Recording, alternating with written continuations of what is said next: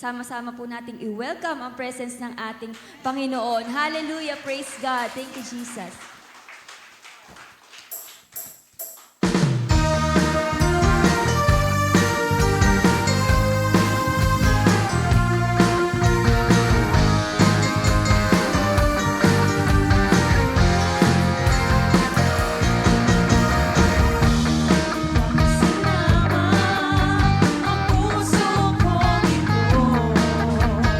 Diyos ang kapihanan sa katapat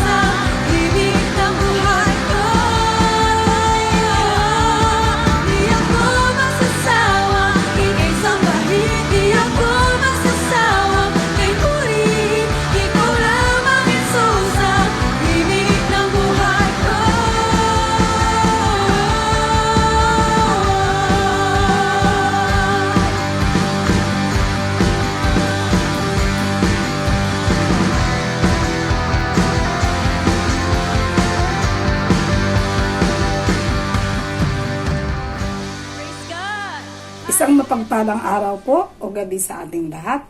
Welcome pong muli sa ating Midweek Fellowship. At dahil live streaming pa rin po tayo, i-like po natin at i-share ang live streaming ng ating fellowship na ito sa lahat ng ating mga kakilala. At sa ating pong pagpapatuloy, tara na po, sabayan po natin ang ating daanang limbahan sa kanilang pagpupurit pasasalamat sa ating Panginoon sa pamamagitan ng mga espiritual na ating.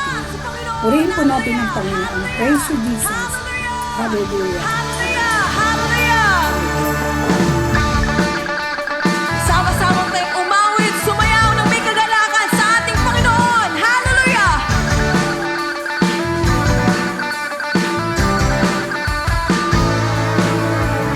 Pagpupurit, pagsamba, tanging sa'yo lamang. Diyos ng makapangyarihan, magpakailanman.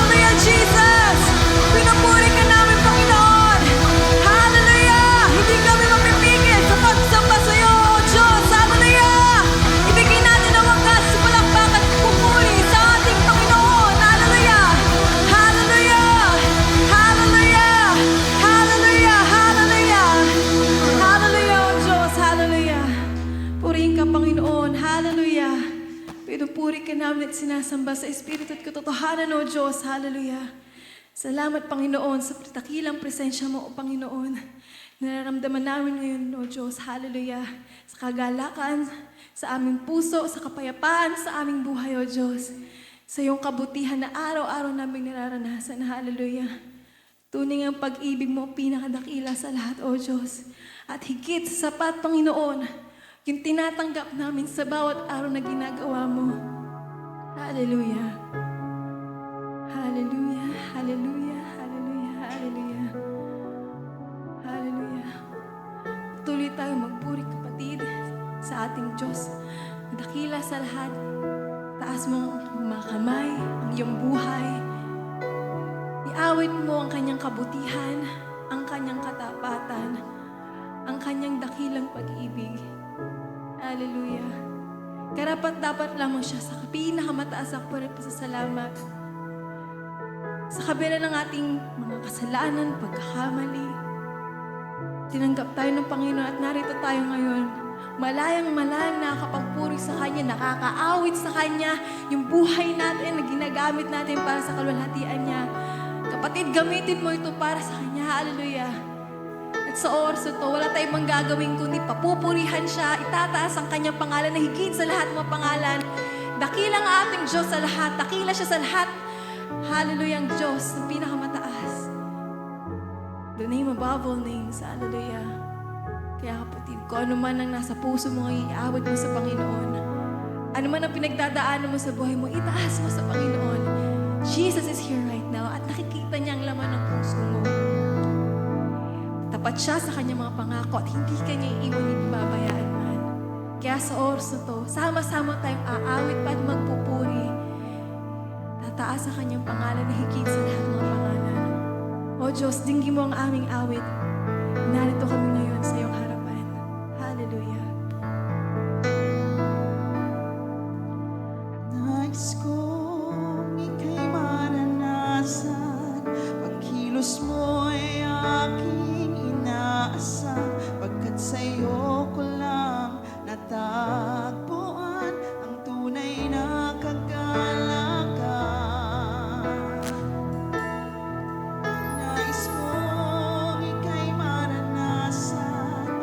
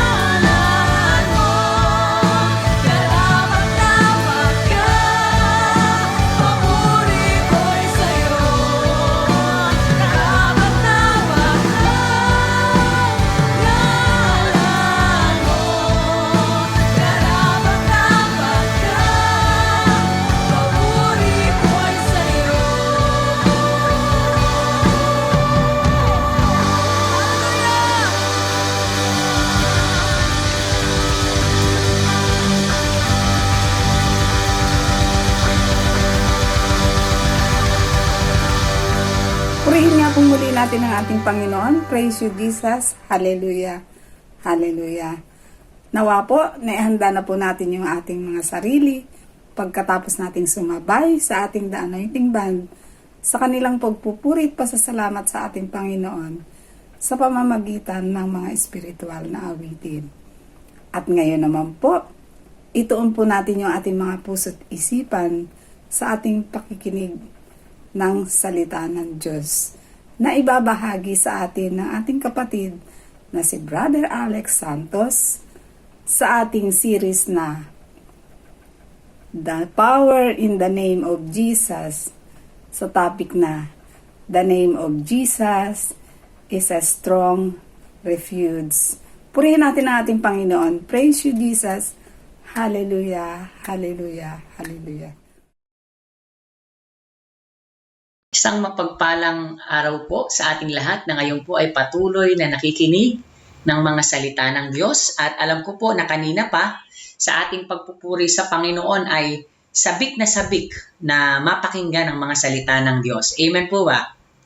So nawa po sa oras na ito tayong lahat ay nakahanda ng ating sarili sapagkat tayo po ay patuloy na pagpapalain ng Panginoon ang kanyang mga salita at patuloy po na bibigyan ng kalakasan at tagumpay sa pamamagitan ni Jesus Christ. Amen. Palakpakan nga po natin si Jesus. Bigyan nga po natin siya ng heart react. Pakipindot po yung nasa ilalim po ng mga react. Ano po? At sa mga hindi pa po nag-share, pakishare na po dito po sa lower left corner ng inyong mga gadget. Makikita nyo po yung arrow. Pa-share po nito sa ating mga Facebook, sa ating mga kaibigan, sa mga messenger group, para po yung salita ng Diyos maraming maabot, maraming mapagpala. Sapagkat tayo po sa lingkod, sabi nga natin, para kay Kristo, ang lingkod patuloy sa paghayo. So bago po tayo mag-start, sama-sama po tayo sa isang panalangin. Ama namin sa langit, maraming salamat po sa oras na ito na kami po ay patuloy mong pinagsasama-sama, patuloy mo pong pinagpapala, at patuloy mo pong ibinubuhos sa amin ang kasaganaan ng iyong mga salita. Naniniwala kami, Ama, na sa oras na ito, sa patnubay ng banal mong Espiritu, ang bawat isa, Panginoon, ay magkakaroon ng kaalaman, kaunawaan at karunungan na nagmumula sa iyong mga salita. Lord, nawa po, kayo po ang manguna sa patnubay ng Holy Spirit sa tagapagsalita. Hindi po ako, hindi po ang tagapagsalita, hindi po ang anumang karunungan ng tao, kundi Panginoon yung salita mo lamang na nagbibigay pagpapala. Panginoon, lahat ng may karamdaman, pagalingin mo sa pamamagitan ng iyong mga salita. Lahat ng may takot, lahat ng may pangamba, yakapin mo sa iyong matatag na kublihan. Ama, sa iyo po ang papurit pagsamba, nawa maging kaluguran sa iyo ang pagtitipong ito sa pangalan ni Jesus na aming Panginoon at tagapagligtas. Amen and amen. Muli po, punuin po natin ang heart react at palakpakan natin ang ating Panginoon. Alam ko po na ang lahat ay blessed na blessed pa mula sa ating pong mga napakinggang salita nung nakaraang linggo, mula sa ating kapatid na si Sister Marisa at na Brother Tonton. Ano po? Ngayon po, patuloy sa midweek po natin, gusto po ng lingkod, patuloy kayong mapagpala. Patuloy na mapalakas ang inyong espiritu kasi talagang minsan sa sobrang daming trabaho, sa sobrang daming mga dapat gawin sa sanlibutan at sobrang gulo, sobrang busy, sobrang dami nating hinahabol, talagang yung pagod na riyan. Pero sabi nga, lumapit kayo sa Panginoon, lumapit tayo sa Panginoon at makasusumpong tayo ng kapahingahan. At sa oras pong ito, tayo ay lumalapit sa Kanyang presensya. So tayo po ay patuloy na nasa seryeng The Power in the Name of Jesus. At napakarami na po nating natutunan kung gaano ba makapangyarihan ang pangalan ni Jesus. Kung gaano bang lahat ng tumatawag sa pangalan ng Panginoon ay makasusumpong ng tunay na buhay, tunay na kagalakan, tunay na kaligtasan, tunay na masaganang lubos na kabuhayan. Amen. So ngayon po, ang ating pong topic ay The name of Jesus is a strong refuge. Ang pangalan ni Jesus ay isang matatag, isang matibay na kublihan, isang matatag at matibay na mapanghahawakan natin. Amen. Sa lahat ng oras at pagkakataon. So before we go on with our discussion sa salita ng Diyos, pag-usapan muna po natin, ano ba ibig sabihin ng salitang kublihan, di ba? Or refuge. So, yung refuge po, sa salita ng Diyos, ito po ay nangangahulugan na, sabi dito, what is a refuge? According to dictionary, it is a shelter or protection from danger or distress. Ibig sabihin, ito daw po ay isang lugar, isang tahanan, or isang kublihan, or proteksyon mula sa isang mapanganib or magulong sitwasyon. Di ba? Para bagang pag merong kang, di ba, halimbawa, di ba, malakas ang hangin. Nasa bangka ka, nasa barko ka, di ba? Malakas ang hangin, malakas ang alon. Anong gagawin mo? Hahanap ka ng isang lugar na kung saan ay mapuprotektahan ka. Mapagtataguan mo, no? That is a refuge.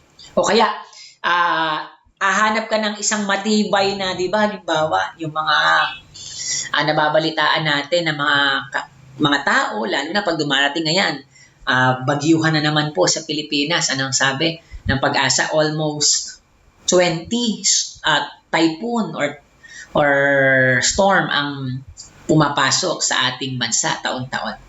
Di ba?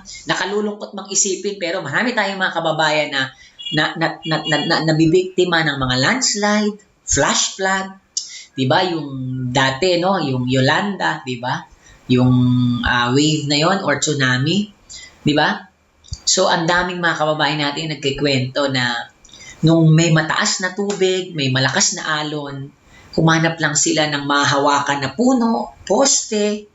Yung iba sa bubungan nag-stay, nakitira sa mga malalaking bahay, or nakiusap na sila ay kupkupin, ano? So, yun yung naging refuge nila. Yung pagkapit nila sa matigas na poste, sa puno, that is their refuge nung panahon ng umaatikabong malakas na alon at malakas na agos ng tubig. O kaya, yung mga sa third floor, sa bubungan ng bahay, yun ang kanilang naging refuge. So, pag sinabi nating refuge, ito yung kublihan sa Tagalog. Kublihan natin sa panahon ng sakuna, sa panahon ng kapahamakan. Di ba? Halimbawa ay, di ba, mga napapanood natin sa TV, napasok ng mamamatay tao, di ba? Nagtago sa ilalim ng kama, di ba? Nagtago sa cabinet, di ba? Nagtago sa CR. So, yun yung kanilang naging refuge or naging kublihan sa isang tiyak na kapahamakan. So, a place that provides shelter or protection. So, very synonymous, hindi na may aalis na pag sinabi nating refuge, doon ka kumukuha ng proteksyon sa anumang nakaambang panganib. So, hindi lang siya basta tahanan. Kasi minsan may mga tahanan na siya pa yung nagiging source ng kapahamakan or source of distress, source of danger. Pero pag sinabi nating refuge, we are talking about a place of protection. Something to which one has recourse in difficulty. Ito yung nagiging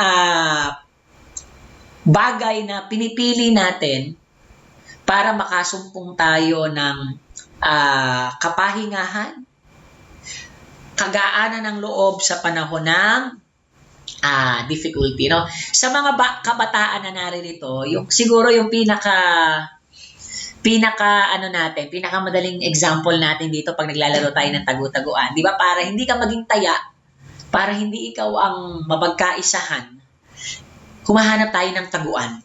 So, yun yung nagiging refuge natin para hindi tayo mataya.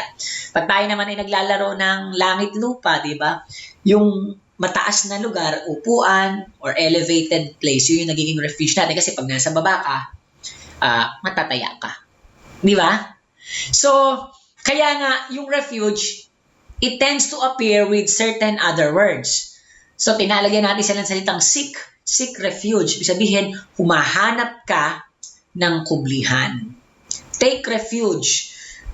Umaasa ka, pinangahawakan mo na yung bagay na ito, or yung lugar na ito, or yung taong ito ay isang kublihan or find refuge. So, yun yung mga words na idinidikit natin sa refuge. Kasi nga yung refuge ay isang noun na pwedeng lugar, pwedeng tao, or pwedeng isang bagay na nagdudulot sa atin na hinahanap natin, na pinanghahawakan natin, na sinisik natin just for us to find protection or safe place or a haven. Lalo na sa panahon ng sakuna. At tayo pong mga Kristiyano, kailangan natin ng refuge. Bakit? Bakit ba kailangan ng mga Kristiyano ng isang refuge or ng isang matatag at matibay na kublihan? Why Christians need to find refuge? Ang sabi po sa 1 John 5:19, alam nating tayo'y sa Diyos, kahit na ang buong sanlibutan ay nasa kapangyarihan ng devil. Yung palang salita na tayo sa Diyos ay isang mapanghahawakan ng kublihan eh. Pero hindi natin maiiwasan na habang tayo nasa mundong ito, taas nga po ang kamay ng nasa langit na. I mean, ngayon, nasa langit na. Diba? Siguro sa mga viewers natin ngayon, walang nagtaas ng kamay. Diba? Lahat tayo nandito pa sa sanlibutan. Nandito pa tayo sa mundong ito na ang sabi ng Panginoon, may kapighatian. Kaya lakasan nyo ang inyong loob. Ano yung source ng kapighatian? Sabi dito, this earthly place, nandito pa ang devil. Kasama ang kanyang kingdom with his minions, yung kanyang mga demonyong utusan, mga fallen angels. Di ba? Nakasama ni Satanas na patuloy na nanggugulo sa ating buhay. Patuloy na banta na nagdudulot sa atin ng kabalisahan. Di ba sabi nga, naparito ang dyablo upang magnakaw, pumatay at magwasa. So as long as we are here on these earthly places, dito sa sanlibutan ito, nandyan lagi yung banta ng devil para wasakin ang ating mga pangarap, nakawin ang ating kapayapaan, ang ating kagalakan, ang ating katiwasayan at guluhin, patayin ang mga bagay na nagbibigay sa atin ng kapayapaan. Kaya bilang mga Kristiyano, napaka-importante na alam natin at kilala natin kung sino ba yung tatawagin natin in times of danger na dulot ng devil. Kaya napakahalaga, alam natin kung paano mag-find and seek and take refuge sa Panginoon. Kasi andyan ang devil eh. Sabi nga dito sa 1 Pedro 5:8-9, ganito ang ginagawa ng devil habang tayo nasa mundong ito. Maging handa kayo. Maging handa saan? Na laging alam nyo dapat who to call in times of danger.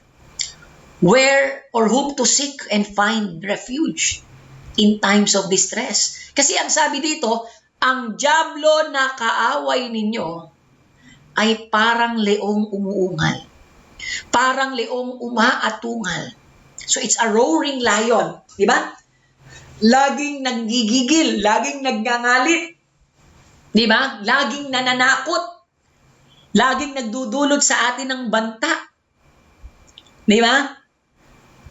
Aali-aligid na naghahanap ng malalapa. So yung leon na yan, yung devil na parang leon, araw-araw yan, oras-oras, minuto ng araw at panahon, umaaligid at naghahanap ng malalapa.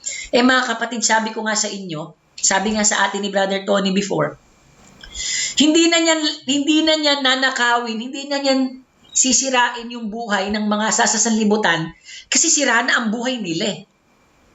Alipin na sila ng devil eh. Parang it's their life na laging nilalapa, tinatakot, dinudulutan ng pangamba ng devil. Kaya nga mga kapatid, panawagan sa atin ng lingkod, wag sana tayong maging tamad. Wag sana tayong maging selfish. Wag sanang ang iniisip lang natin ang ating sarili. kailangan tayo ng mga taong nakapaligid sa atin. They need Jesus. They need the name of Jesus to find salvation. Ngayon, dahil ang sanlibutan ay alipin na ng devil, so sino ngayon ang inaaligidan ng kaaway? Yung mga malayo sa Kanya. Yung mga nasa Panginoon na. Kasi tayo yung gustong-gustong nakawin ng devil. Kasi alam nyo, ang pinakaayaw ng devil, maging masaya tayo. Ang pinakaayaw ng devil, nagkakaroon tayo ng joy.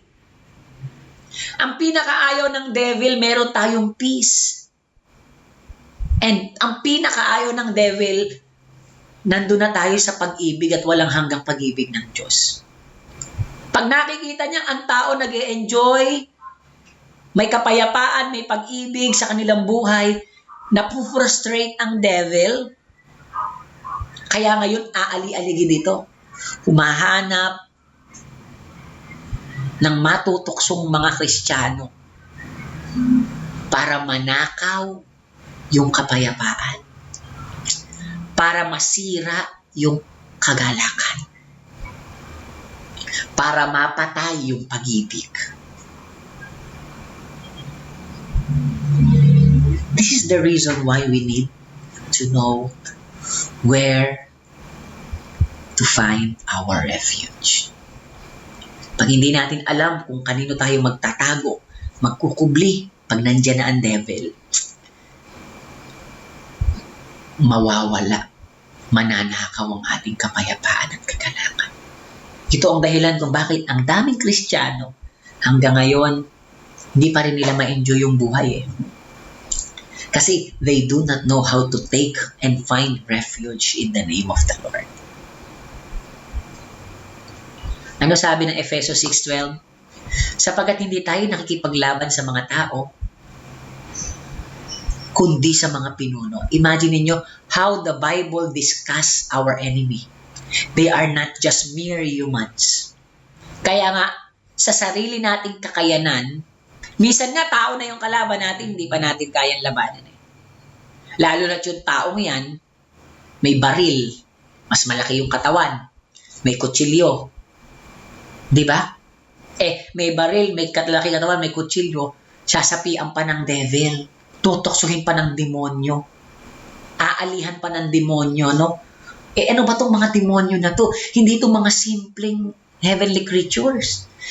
Mga pinuno, mga may kapangyarihan. They are dominions. They are powers. Mga tagapamahala ng kadilimang umiiral sa sanlibutan ito. Mga hukbong espiritual. Mga kapatid, hindi lang pala sila iisa.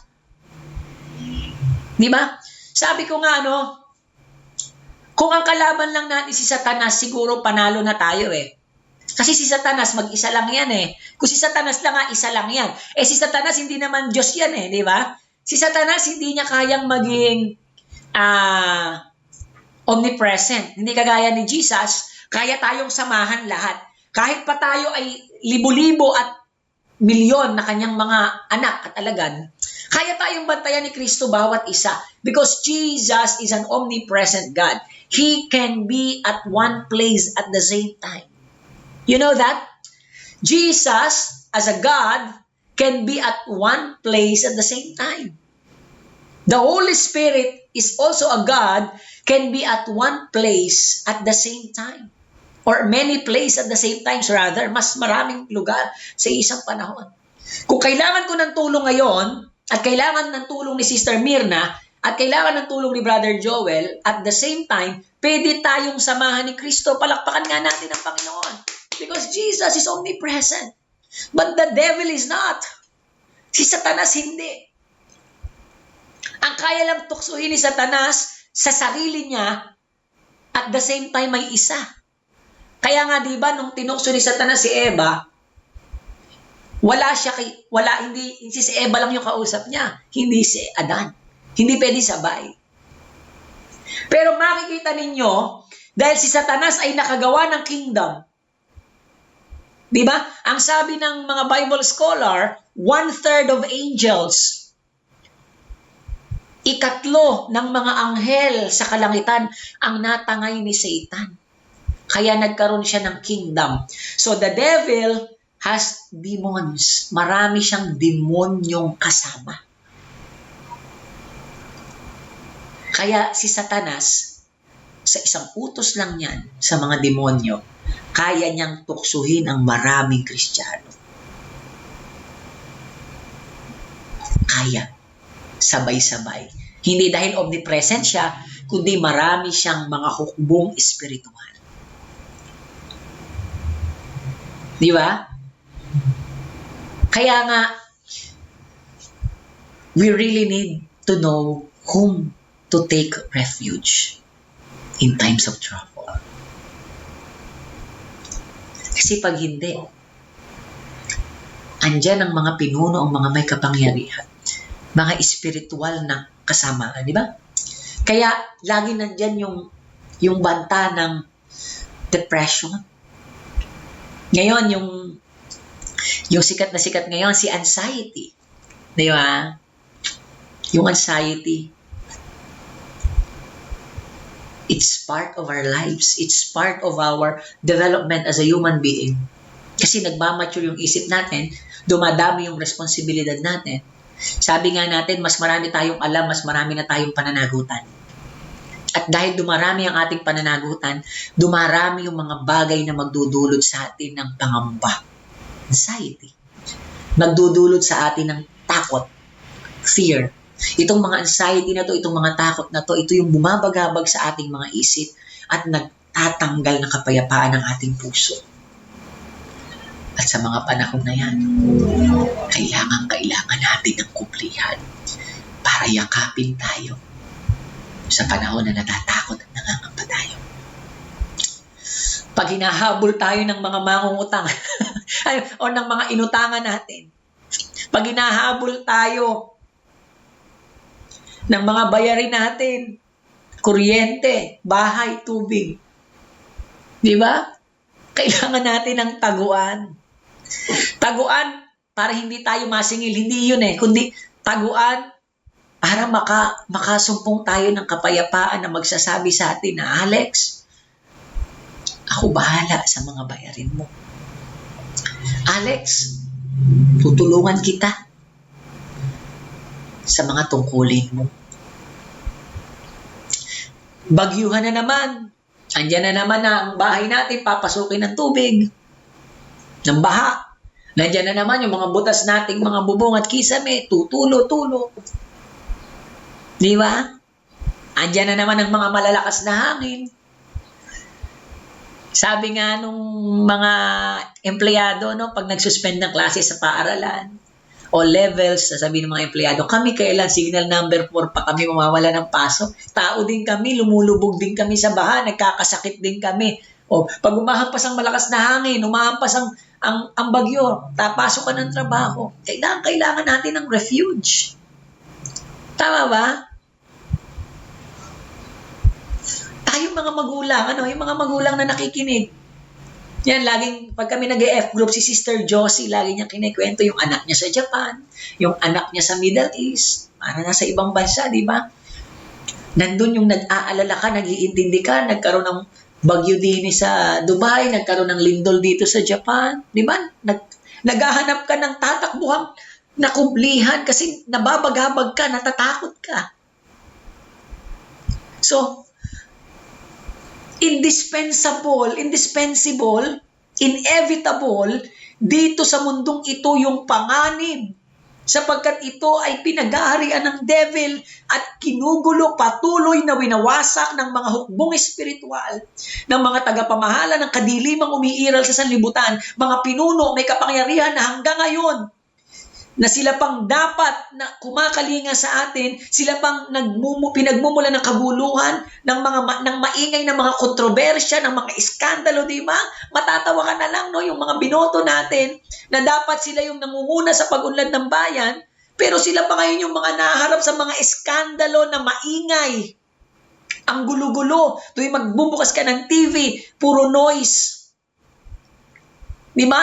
Noise ng politika, noise ng pamahalaan. Di ba? Ng mga kontrobersya. The world is so napakagulo, full of danger, full of catastrophe.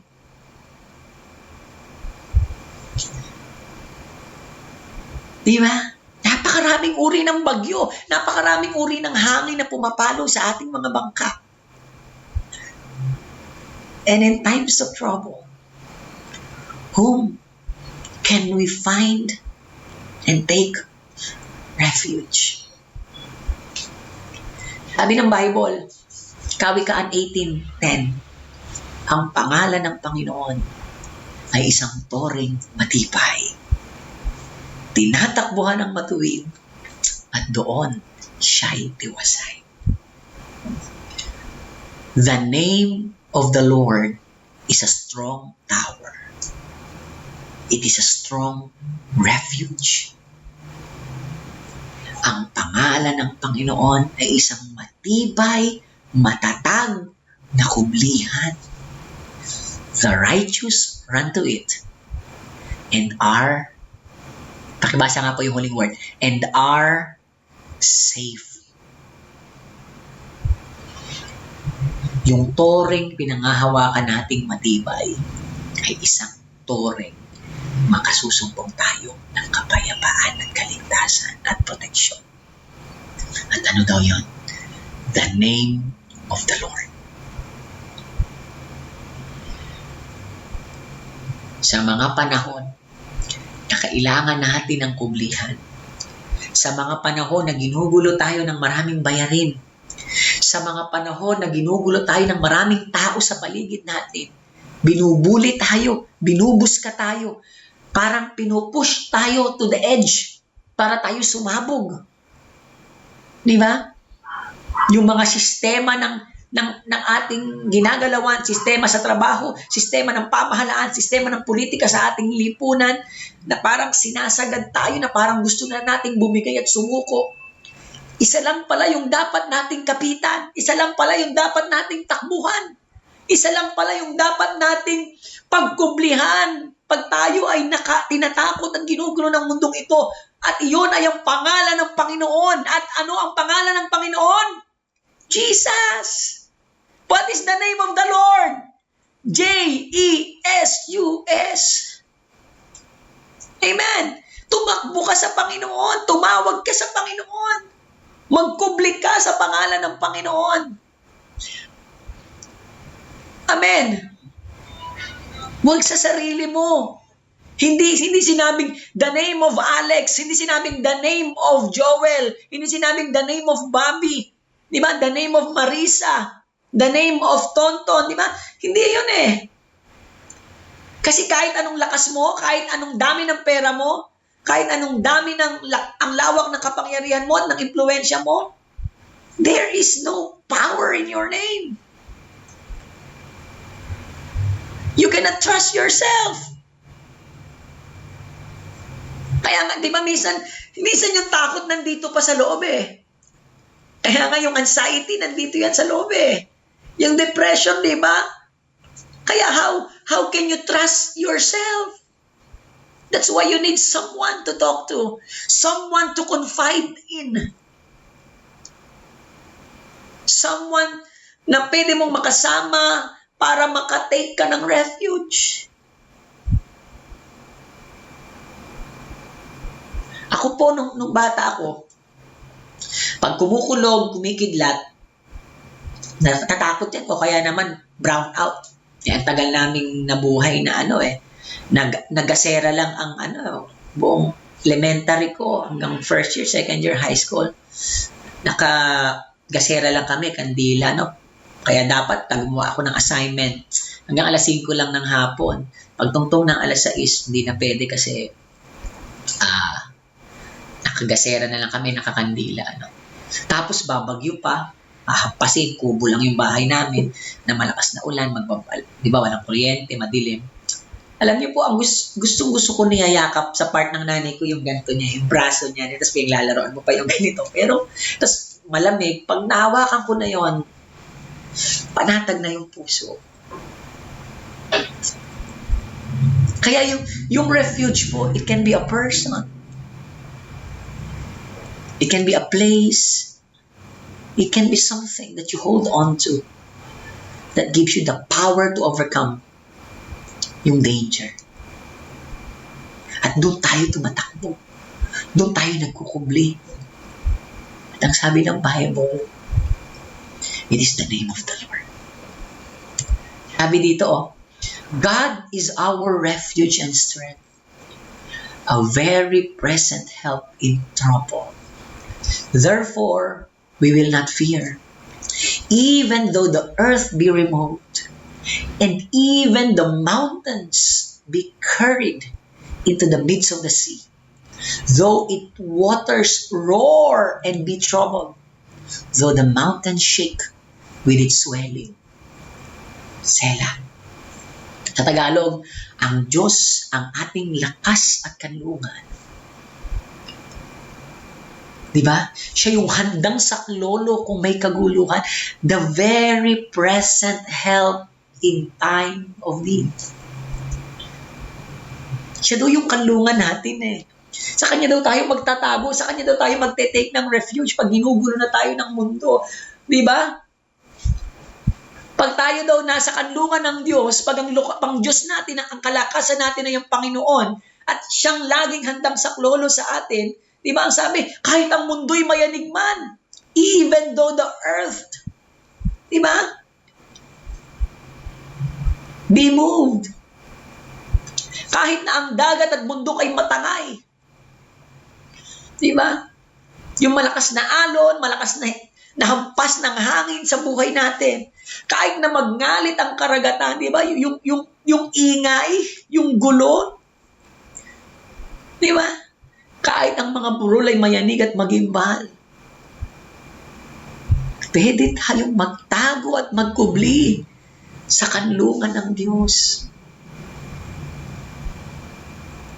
Jesus is a strong refuge. Huwag sa pera, kapatid. Huwag sa kapangyarihan. Huwag sa sarili mong lakas ka magtago at magkubli. Hindi ka kayang iligtas niya. It is the name of Jesus. Kaya nga sabi, Pedro 5:10-11, pag tinuloy mo yung nagngangalit na, di ba sabi, ang leon ay parang leong umaatungan. Ano sabi dito?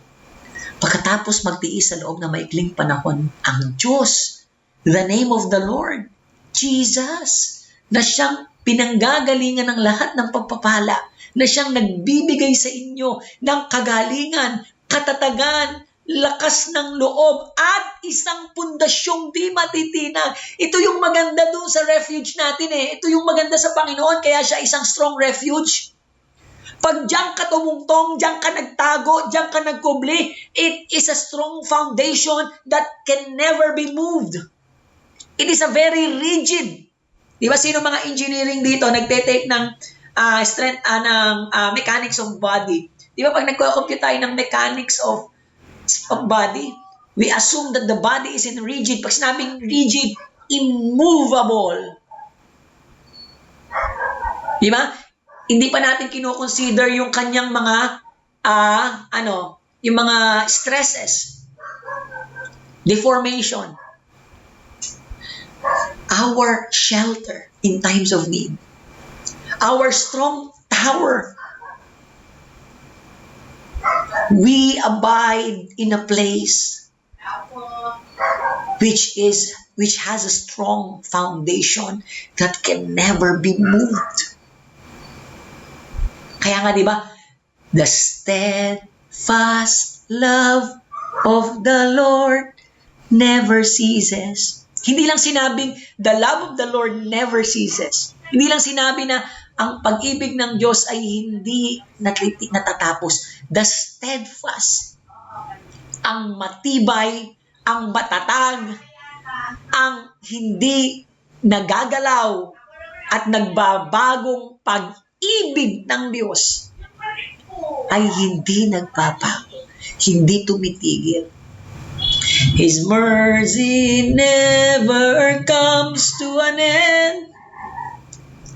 For they are new every morning. Bago araw-araw. Imagine nyo, hindi naluluma. Di ba? Hindi naluluma. Recent lang, pinag-usapan namin ng condo, 50 years. Di-destroy na. Di ba? Yung soundness ng mga materials, di ba? Lahat, everything that exists in this world is bound to be destroyed. Sa biology, sa chemistry, may tinatawag tayong decomposition, especially organic matters. Lahat pa decompose. Kaya nga yung cycle of life, laging ang dulo decomposition. Masisira, kakalawangin, aanayin. Kaya, pag nagtiwala ka sa pera, nauubos yan. Nananakaw yan. Pag nagtiwala ka sa kapangyarihan, hanggang kailan? Di ba? Kita-kita natin sistema ng pamahalaan sa Pilipinas. After ni Noynoy, naupo si Duterte, ayun, nabugbog lahat ng mga Aquino. After ni Duterte, ngayon, kay Marcos tayo, di ba? Nakita niyo ang gulo-gulo. Di ba? So, 6 years, 35 years in the government service, kahit pa ang posisyon mo, superintendent, director, after you retire, you will lose the power. So, bakit ka magkukumpli sa tao? Cellphone nasisira. Bahay, lumurupok ang mga materyales, kumukunat. Lumulutong.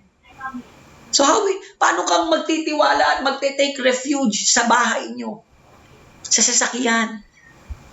You cannot take refuge. Natitinag lahat ng yan. But our foundation, our strong tower cannot be destroyed. Hindi matitinag. It is steadfast. It is rigid. It is so strong that nothing can move it. Even a little. Even a bit.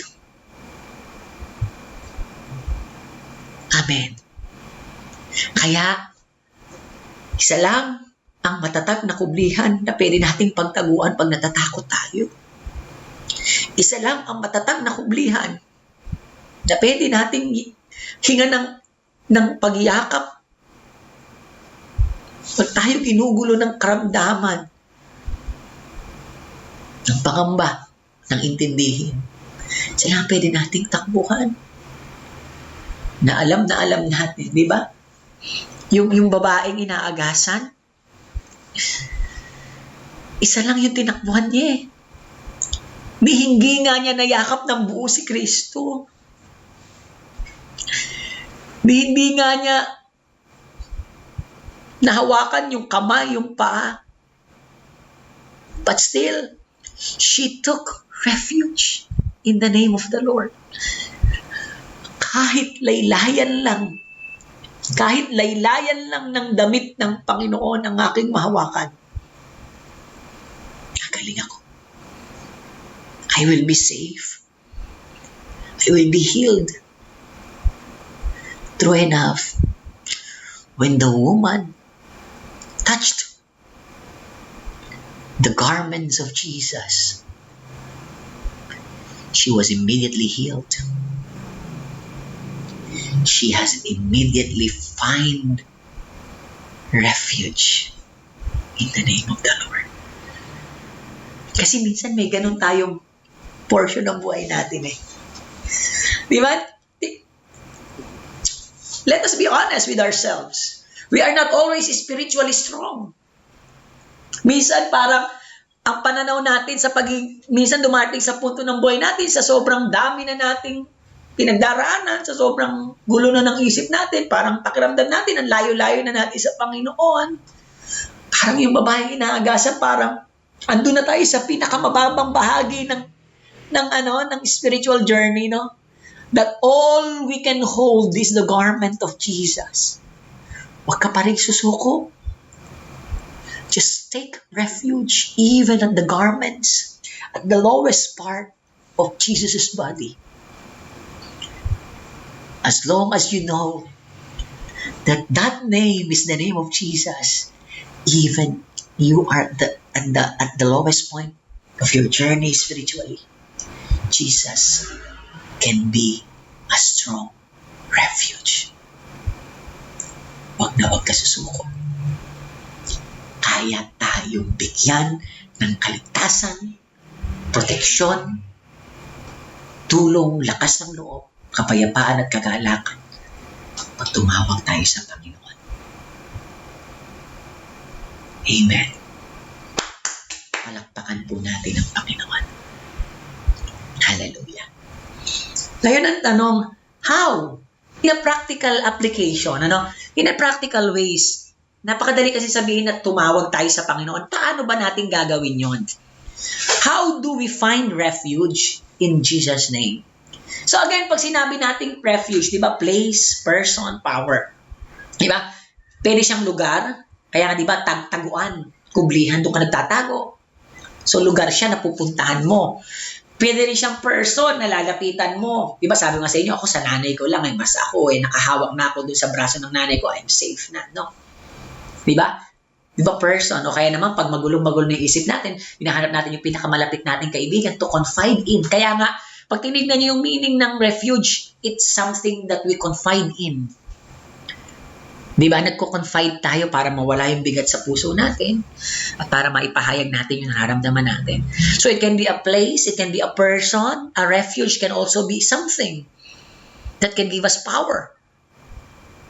Di ba? Para bagang depensa. Di ba? Baluti. Di ba? Na para pag dumating ang palaso ng kaaway ay hindi tayo tamaan. So that is our refuge pag tayo nasa gera.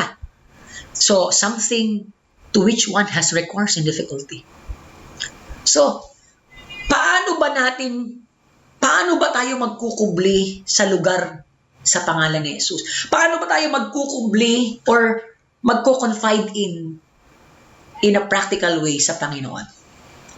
So una, should understand that God is a person in whom to confide our troubles. Paano ba natin ginagawang refuge ang pangalan ni Jesus? Siya ay isang persona na pwede nating i-confide in yung ating mga troubles. Prayer. Yun yung unang-una nating pwedeng gawin. Pag tayo ay ginugulo ng mundong ito, we pray. Kasi ang Diyos ay persona. Pwede natin siyang kausapin. Pwede nating ilatag sa Kanya at ipagkatiwala lahat ng ating mga alalahanin. 1 Pedro 5:7, ipagkatiwala ninyo sa Kanya ang inyong mga alalahanin sa buhay, sapagkat siya ay nagmamalasakit sa inyo. So unang paraan kung paano tayo magte-take refuge, maniwala tayo na ang Diyos ay buhay, nakikinig sa atin. Siya'y persona na pwede nating kausapin. Pwede nating pagtapatan ang ating mga pinagdaraanan. We can always be honest in the presence of the Lord. Sabi nga, awit 62:8, mga kababayan, sa lahat ng oras, magtiwala sa Diyos. Sa Kanya ilagak ang inyong pasaning ngayon di naranas. Confide nyo. Diba? Yung bigat, diba? You need shelter dyan sa bigat. Ibigay nyo sa Panginoon yung pasanin ninyo. Ilagak nyo sa presensya ng Diyos. Pakawalan ninyo sa puso. Huwag nyo ipunin. Huwag nyo ipunin dito. Ilabas nyo sa Panginoon. Diba? Ang ganda-ganda ng sharing ni Sister Janet last time, yung kanyang anxiety attack. Diba? Pag umaatake, nagdadrive siya, di ba? Hanggang isang araw, she found out na dapat pala kay Jesus ako mag-take refuge. Kay Jesus ko ilagak yung aking alalahanin at pasanin para makalaya ako dini sa aking bigat na pinagdaraan ng pangamba at takot.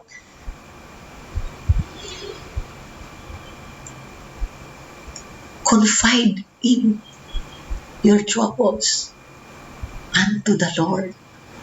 Always talk to Him, sapagkat siya ang kublihang may tulot na lunas.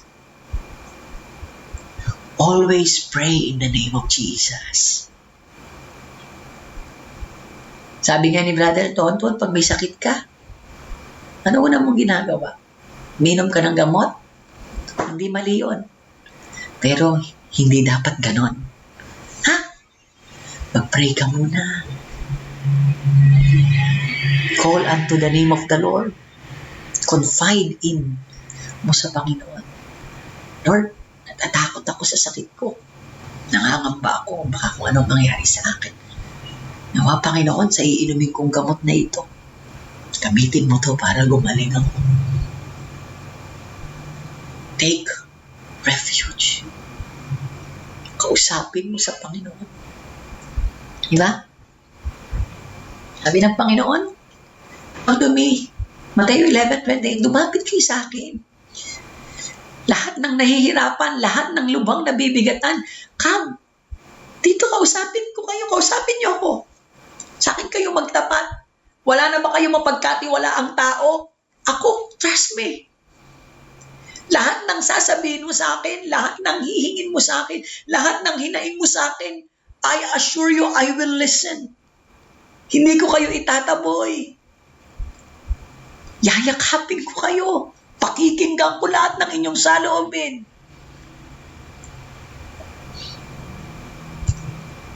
Pray. Di ba?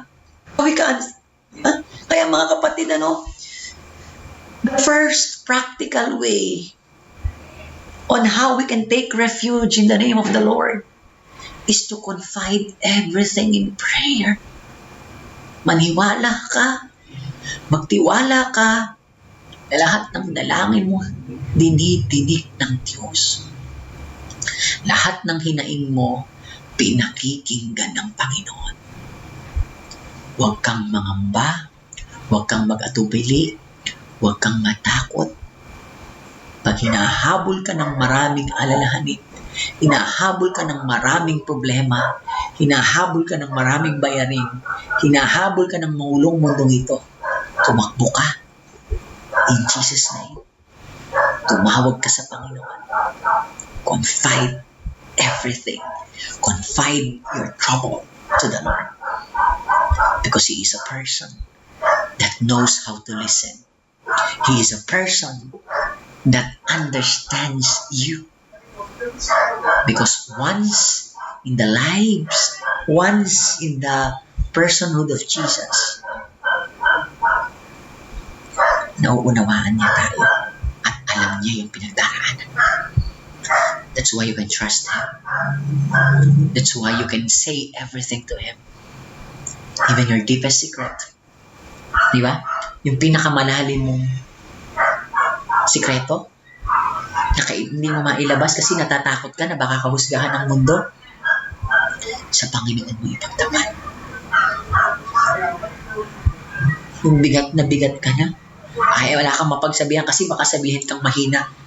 Sa Panginoon mo sabihin. Sa Kanya mo sabihin, natatakot na ako, Lord. Sa Kanya mo sabihin, Lord, napapagod na ako. Sa Kanya mo sabihin, Lord, parang ayoko na, parang gusto ko nang sumuko, parang gusto ko nang bumitaw. Confide in prayer. Make prayer as a strong refuge. Pag magulong, magulat, mabigat na ang isip at puso. Pray. Palakpakan po natin. Sabi natin yung refuge, pwede ring lugar. Alam niyo po, yung God's Word is a place of protection and safety when we find ourselves in trouble. Hindi lang po persona si Jesus na pwede mong pagsabihan ng nararamdaman mo, pag bigat na bigat ka na, siya din ay isang lugar ng protection. It's a haven, a place where we can find safety and protection pag tayo gulong-gulo. At sa anong tangible na lugar pwede nating masumpungan yung protection na yun, yung lugar na yun? Yung salita ng Diyos.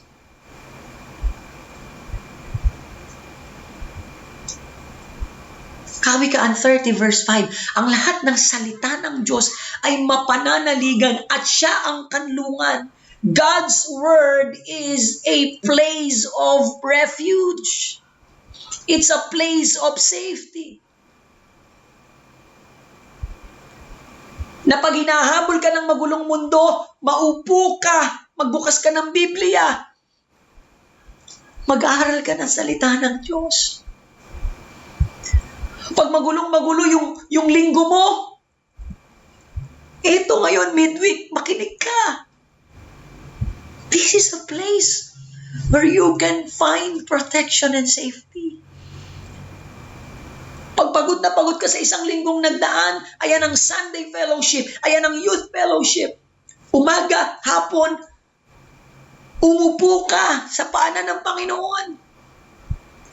Ang salita ng Diyos, lahat ay isang kanlungan. It is a refuge na pwede nating panghawakan at panaligan at tunay na magdudulot sa atin ng kapahingan. Alam niyo mga kapatid, haba-haba ng linggo, Monday to Friday, Mondays to Friday, weekdays, Saturday, Sunday, weekends. Pero did you know, ako, this is my personal experience and this is my personal perspective. Monday pa lang, I'm excited na ako mag-Sunday. Totoo yun. Parang ang tingin ko sa Mondays hanggang Fridays, trabaho, pagod.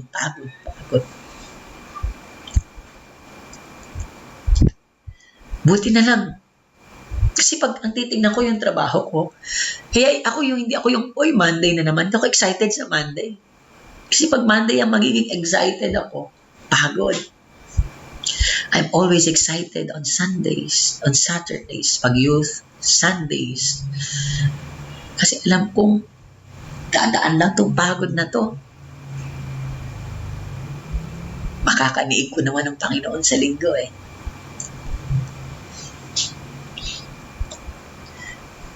Parang si Maria. Diba?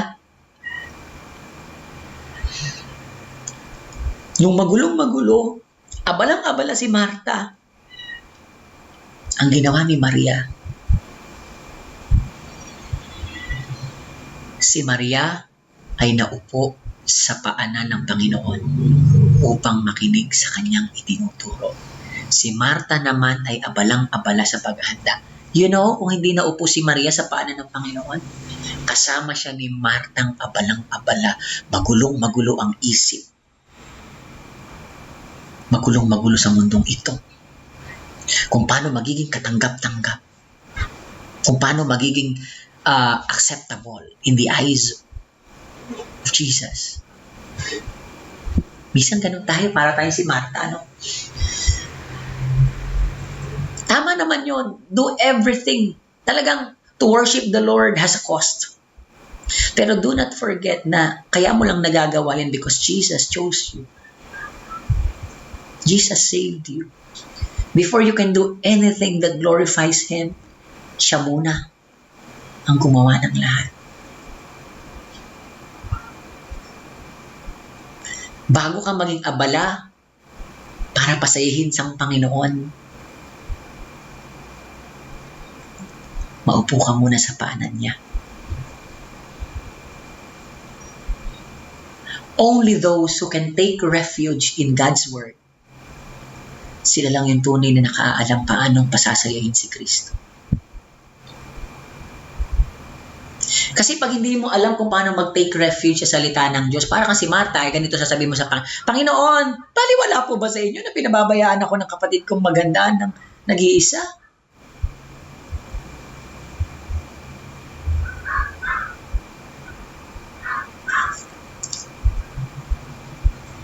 Kaya kayo pong mga kausapin ko lang po kayong ushering, Kailangan may time kayo sa pakikinig ng salita ng Diyos.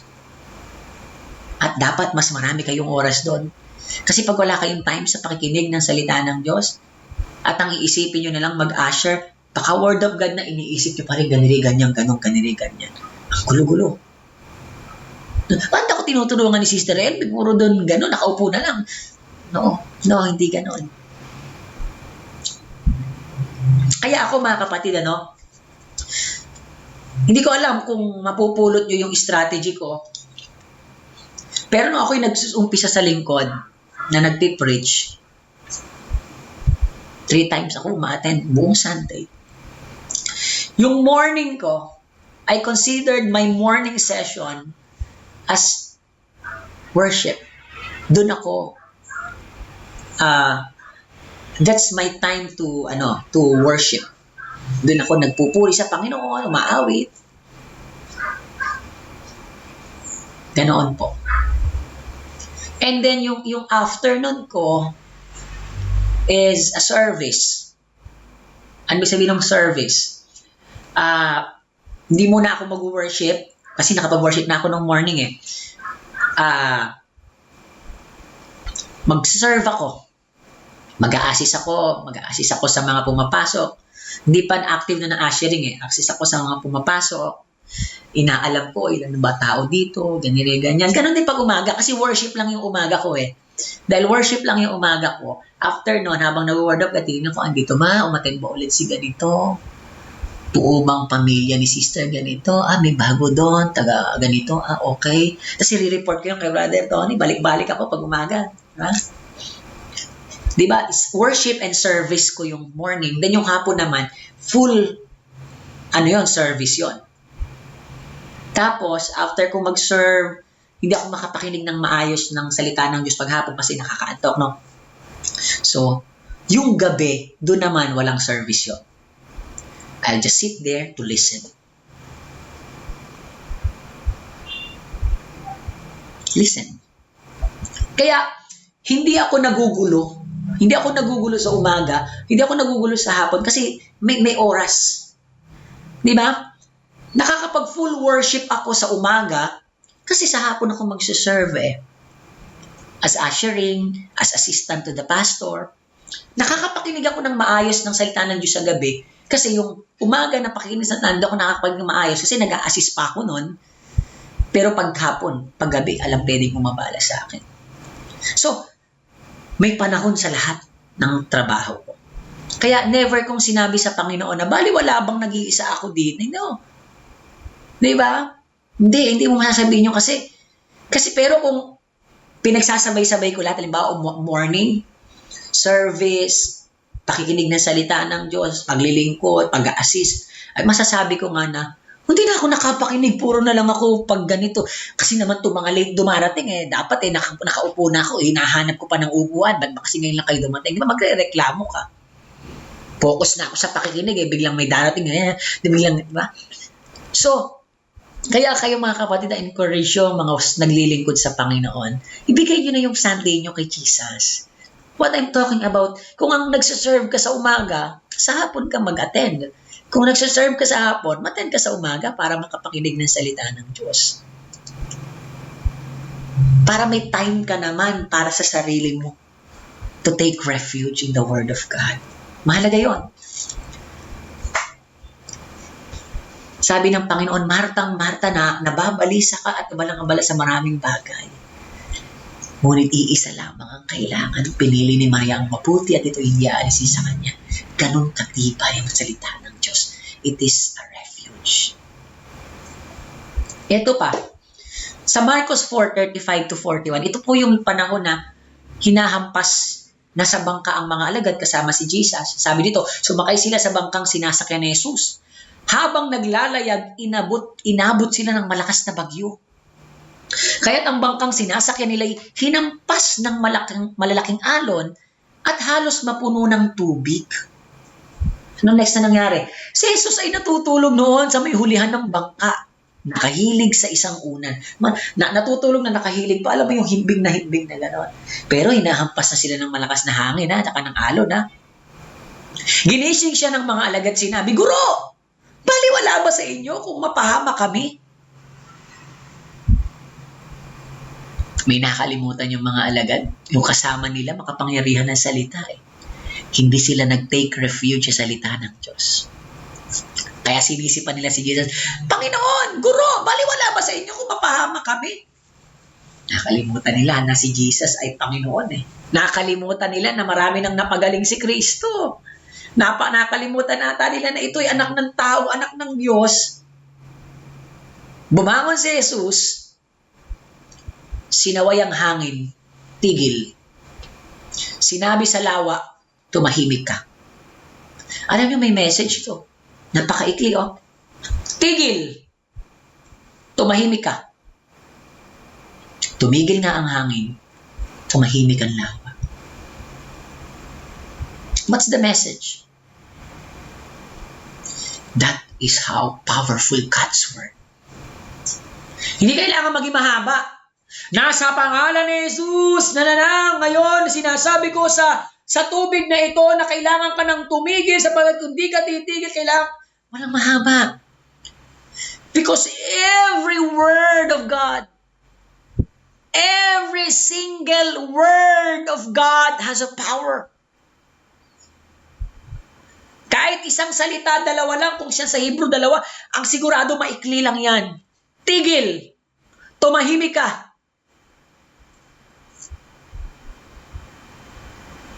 Bawat salita ng Diyos makapangyarihan. Amen. Pagkatapos sinabi niya sa mga alagad, bakit kayo natatakot? Hanggang ngayon ba'y wala pa rin kayong pananampalataya? Hanggang ngayon ba'y hindi nyo pa rin kayang mag-take refuge sa aking mga salita? Bakit panatag na panatag si Kristong natutulog?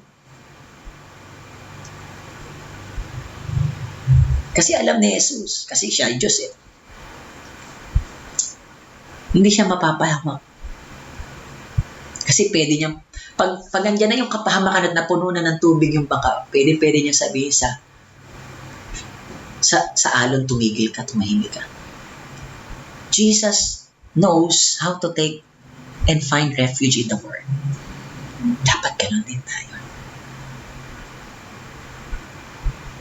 Pag alam mo mga pangako ng Diyos, pagbabad ka sa salita ng Diyos, kahit malakas ang ulan, kaya mong matulog. Kahit may baha sa paanan ng iyong higaan, kaya mong maging mapayapa. Hihilig ka pa sa unan na parang napakasarap matulog. Tutulo pa laway mo. Pero pag wala kang ang pananampalataya at wala ka't kulang na kulang ka sa salita ng Diyos, how can you take refuge on something that you do not know? Kaya makinig kayo lagi ng salita ng Diyos. Kasi bawat salita ng Diyos may ginagawa sa buhay. Ngayon mo, tigil. Tapos, ang problema, tumahimik ka. Ganun ka-powerful ang salita ng Diyos. Kaya God's Word is a place of protection and safety that you can find yourself in refuge. Anong klaseng taong ito? Pati hangin at lawa ay sumusunod sa Kanya. Sumusunod sa mga salita niya. Mga kapatid, mula kanina na nag-start tayo, nakakaisang oras na ako nagpe-preach. Dami nyo nang narinig na salita ng Diyos. Ibig sabihin, ang daming salita ng Diyos ang kumikilos ngayon sa buhay mo at inaayos ka. Ganun ka-powerful yon. At huwag mong kakalimutan yon. Pag dumating ang pagkakataon, alam mo yung reason para hindi makalimutan mo yung mga salita ng Diyos? Huwag mo lang pakinggan minsan. Araw-arawin mo. Every midweek, umattend ka. Every Sunday, wag ka nga absent. Every Saturday, youth, wag ka absent. That is the only way that you will never forget His Word. Para pag dumating ang trouble, payapa ka rin matutulog sa bangka. Hindi ka natatakot. Kasi alam mo, pag di ka tumigil, alam niya nung ako'y ganyan, nung naranasan kong mabuli ako, mabuska ako ng aking superior. Minsan kinausap ako ng church, ng co-teacher ko na nakikinig din sa mga Christian community. Minsan daw tinanong niya sa pastor niya, meron akong kakilala nangangaral ng salita ng Diyos, laging binubuli nung supervisor namin. Alam mo, sabi lang daw sa kanya, ay, matakot siya. Huwag na huwag niyang kinakanti ang mga alagad ng Diyos. Nung sinabi niya sa akin yun, I take refuge on that word. Nawala na yung pangamba ko na baka bumaba ako sa rating, na baka ibagsak ako sa IPCRF, baka lagi akong bigyan ng mga ganitong mga load na hindi ko kaya. Bagamat nangyari nga lahat ng yon, pero kahit nangyari yung maraming load, maraming preparation, kung ano-anong section ang binibigay sa akin, ang daming trabaho, laging may kontra sa mga pinipresenta kong MOVs, pero payapa na ako. Kasi I take refuge in the Word of God. Hindi dapat kinakanti ang mga alagad ng Diyos. Kaya ngayon, masasabi ko naman that as I exit the Department of Education for 6 years, ngayon, sa pag-alis ko sa DepEd, naging masaya ako. Sabi ko, yung lungkot ko, kasi hindi naman naging pangit yung karanasan ko sa DepEd. Kailangan ko lang mag-grow. Nilalaan lang ako ng Panginoon at tinatawag lang ako sa mas mataas na tungkulin. Pero, I really enjoyed my journey. Kahit magulo, kahit yung bangka ng DepEd, nahampas ng maingay, magulo, at hindi maayos na sistema, I just took refuge in God's Word. Kaya hindi tayo natalo, hindi tayo nabigo. Naging masaya ang karanasan natin, kaya ako nalulungkot. Kasi iiwan ko yung trabahong tinuring kong pamilya. Kung saan naranasan ko ang himala ng Diyos, pagpapala ng Diyos, kapangyarihan ng Diyos, pag-iingat ng Diyos. Because of His Word. Awit 23 verses. Kabutihan at pag-ibig mo sa akin di magkukulang. Siyang makakasama ko habang ako'y nabubuhay. At magpakailanmay sa bahay ni Yahweh mananahan. Totoo po yun. Bitin na bitin sa akin yung Sunday, hindi dahil gusto ko magpahinga. Kasi ang sarap. Ito pong first part ng verse. Kanta natin yan eh. Lord, your goodness. Di ba? Lord, your goodness and your love will follow me all the days of my life. I'm surrounded with the favor of the Lord. Yun eh. Makakasama ko. It will follow me all the days of my life. Yung goodness, yung love ng Panginoon, never magkukulang. Tapos, magpakailanmay sa bahay ni Yahweh mananahan. Kanta din natin yan, di ba? Yung isang araw sa piling mo, mas mainam ng gusto sa 1,000 taon sa mundo. Ikaw pa rin ang nais ko. Ito yung maganda. Sabi ko nga, napunta na ako sa magagandang lugar. Nagtrabaho sa DepEd. Ngayon, may bagong opportunity na parang sa tingin ko mas maganda yung trabaho. Pero walang papantay sa presensya ng Diyos. Wala. Mas mainam. Mas nais pa natin. Sana ganun din tayo. Sana yung Sunday, hindi natin nakikita. Sana yung pag-attend, hindi natin nakakatatamaran, mga kapatid. Nakakalungkot. Kung meron man sa atin na yung Sunday, kinatatamaran natin. Na yung Sunday, minsan pinagpapalit natin sa magulo at abalang-abalang mundong ito, nakakalungkot yun. Kasi sabi ko, how? How can you feel that? Ako kasi, for 13 years, Siguro, mabibilang mo sa daliri sa 13 years yung absent ko.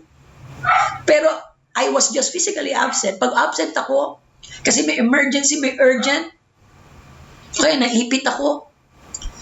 I see to it, I listen sa online. Pero mabibilang mo, no? How many Sundays are there in 13 years? Never ako na-absent. I mean, mabibilang mo pala yung absent ko. Eh, what more si Brother Tony? Isa lang masasabi ko kay Brother Tony. Sa matagal niyang paglilingkod sa Panginoon, sila sigurado ko wala siyang absent. From at the age of 49 until his death. Hindi lang every Sunday. Every day ng journey niya sa Panginoon, he was never been absent. Umaga, gabi, lagi siyang nananahan sa tahanan ng Diyos. Saan? Sa piling ng mga salita ng Diyos. Kasi yun ang tunay na kublihan at kanlungan. And last, how can you find refuge? Yung malaman mo na hindi ka nag-iisa. That through God's Spirit, it provides the power to sustain us through our troubles. Diba sabi kanina sa awit 46, handang saklolo. Very present help. Very present. Big sabihin, ngayon mo siya kailangan, ngayon siya nandyan. Hindi darating pa. Parang ang tao na kakuyabit mo. Kaya haven eh. Kaya refuge Jesus eh. Refuge yung pangalan ng Panginoon. Paano? Sa pamamagitan ng Espiritu. Diba? Ano sabi dito, no? Nung dapat tong pangyayari, nung hinahampas ng malakas na alon, madaling araw pa mapakadilim, di ba? Naglakad si Jesus sa ibabaw ng tubig, ano? Ano sabi dito? Di ba? Nang madaling araw na'y sumunod sa kanila si Jesus at naglalakad sa ibabaw ng tubig, kinilabutan sa takot ang mga alagad. So, they need refuge. Di ba? May nakita silang naglalakad sa ibabaw ng tubig, ang sigaw nila, multo! Diba? So may mga ganitong pagkakataon sa buhay natin, natatakot tayo, gulong-gulo tayo, para bang may multong humahabol sa atin. We need someone, we need a place of refuge. And you know, ano sabi dito? Nagsalita agad si Jesus. Agad. Present. Very present help. Huwag kayong matakot. Ako ito si Jesus. Sinabi ni Pedro, Panginoon, kung talagang ikaw nga yan, papuntahin mo ako diyan sa kinaroroonan mo sa ibabaw ng tubig. Sabi ni Jesus, halika. Mula sa bangkay lumakad si Pedro sa ibabaw ng tubig papunta kay Jesus. Ngunit nang mapansin na naman niya yung malakas na hangin, I need refuge na naman, lumubog siya. Nung lumulubog siya, Peter needs refuge. That's why he called the name of the Lord. Panginoon, sagipin ninyo ako. Sigaw niya, agad siyang hinawakan ni Jesus. Agad. Napansin nyo, lagi may agad. Kasi God wants to be our very present help. Ngayon mo ako kailangan, ngayon ako nandyan. Bakit ka nag-aalinlangan? Napakaliit ng iyong pananalig. After silang iligtas ng Panginoon, tumigil ang hangin, sinamba siya ng mga nasa baba. What's the message, no? Kapatid, si Jesus, hindi lang siya someone that we can confide in or confide to when we need Him in prayer. Hindi lang din siya lugar sa pamagitan ng kanyang mga salita na nakakaranas tayo ng payapa at pahingang pamumuhay. Siya rin yung very present. Ngayon ka natatakot, ngayon ako magsasabing huwag kang matakot. Ako ito. Ngayon ka lumulubog, ngayon kita sasagipin. Paano? Sabi ng Panginoon, dadalangin ako sa Ama upang kayo bigyan ng isa pang patnubay, helper, na kasama ninyo magpakailanman. You need Jesus now. You need refuge now. The Holy Spirit is here now. He's living in us. He's living through us. Kasama mo mo ngayon ang Espiritu Santo. Kaya pag kailangan mo ngayon ng tulong, yan ang magpapaalala sa iyo. Nakasama mo si Jesus. Pag ngayong ka lumulubog, yan ang magpapaalala sa iyo. Nasasagipin ka ni Jesus. Kaya yung very present help na yon, sinasabi ito handang saklolo, very present help, kasi we have a very present helper in the person of the Holy Spirit. Kaya lagi dapat alam natin na ang Espiritu Santo nandyan lang para sa atin. Kasama ninyo magpakilanman ang Holy Spirit. Amen. Kaya, in times of trouble, paano tayo magte-take refuge sa pangalan ni Jesus? You pray, you abide in His Word, and you live according to the Holy Spirit. Pag iyan ang buhay na ninyo, you will always find refuge in the presence of Jesus.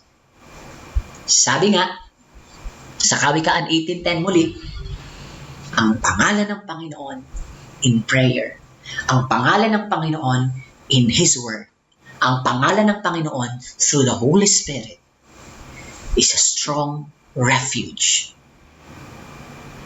And you, when you run to it, pag natatakot ka, tumakbo ka sa Panginoon, nagdasal ka. Pag ginugulo ka ng mundo, tumakbo ka sa Panginoon, sa kanyang mga salita, doon ka naupo, doon ka nagnilay. Di ba?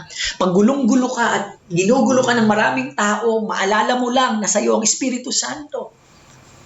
You can be safe. You can be safe. You can be safe.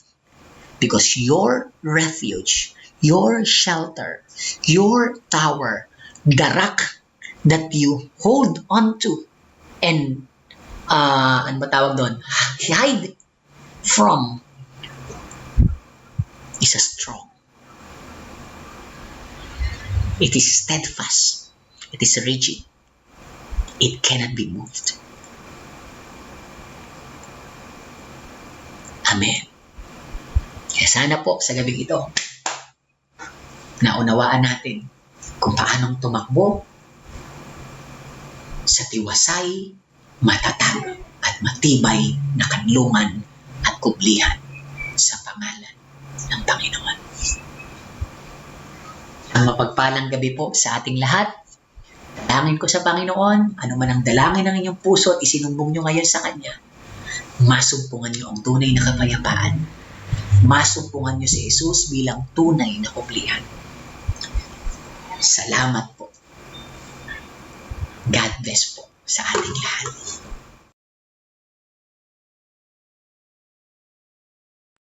Purihin nga pong muli natin ang ating Panginoon. Praise you, Jesus. Hallelujah. Hallelujah. Nawa po, napagpala tayo ng mga salita ng Diyos na ating napakinggan. At nawa po, maisabuhay din po natin ito at mai-share sa lahat ng ating mga kakilala upang sila man po ay mapagpala ng salita ng Diyos na kanilang mapapakinggan. At ayan po, muli po tayong manabik sa susunod na Miyerkules. Ganito rin pong oras, 6 to 8 p.m. via live streaming pa rin po. At syempre po, yung ating youth fellowship, tuwing Sabado naman po yun, 5 to 6:30 p.m. Ipag-imbita po natin sa ating mga kabataan. At syempre po, yung ating Sunday fellowship, 9 to 11 a.m.